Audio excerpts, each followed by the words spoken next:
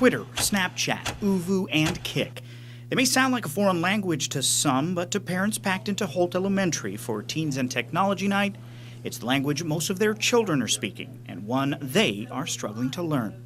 Kik is, I believe, similar to Snapchat, but I'm not entirely certain. These parents are hitting the books, learning how to speak with their children in the sometimes treacherous digital landscape. The reason that this is an important issue to schools and the community is that we want parents to be educated, to have really informed conversations with their students about online safety. Randy Bowers-Payne is part of the Eugene Coalition Against Sexual Exploitation, which includes local school districts, the district attorney's office, and several other agencies.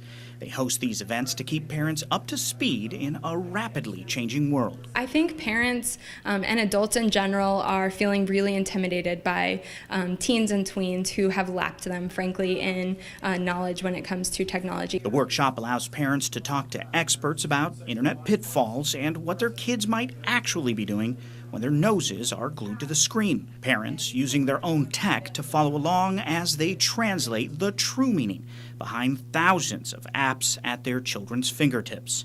A little bird is actually an uncurbed comment, a lowercase f, open access to private information, and a calculator that really isn't a calculator at all.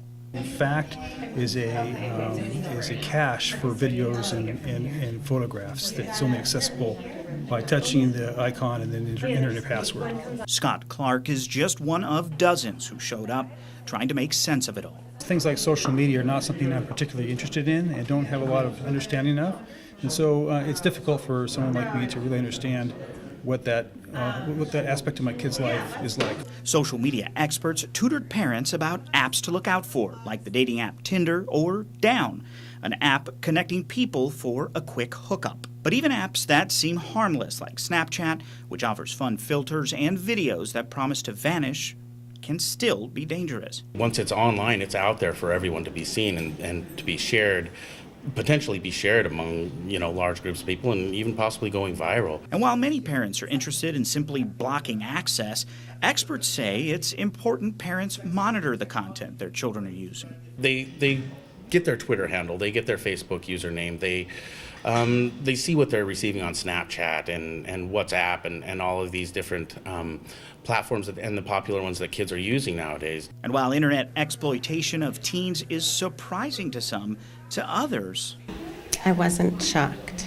It's only a piece of a larger problem. They can see people being shot. They can see beheadings happening. I mean, there's so many ways to use the internet that are not life-enhancing, that aren't making their lives better. But it's all part of what experts call digital parenting. It's going to establish a line of communication between the parent and the child that's going to be more effective than any type of application or software or filter that you can put on the internet. All it takes is understanding, communication, trust, and a little love. A language all parents seem to speak.